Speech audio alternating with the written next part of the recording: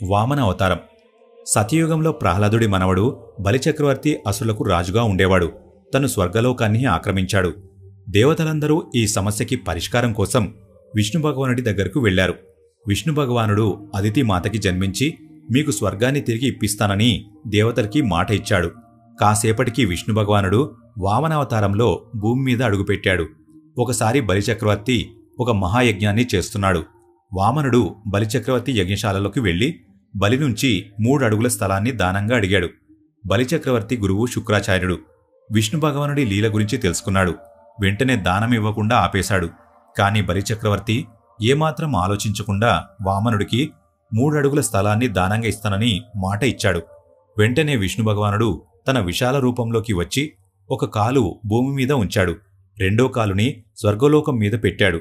కాని 3వ అడుగుని పెట్టడానికి ఏ స్థానం మిగల్లేదు. అప్పుడు బలిచక్రవర్తి వామనుడిని తన తలపైన పాదాన్ని పెట్టమని కోరాడు.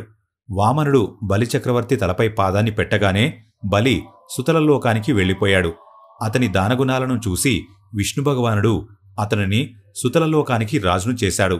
ఈ విధంగా విష్ణు భగవానుడు వామనుడి రూపంలో దేవతలకు స్వర్గం తిరిగి ఇచ్చి సాయం చేశాడు.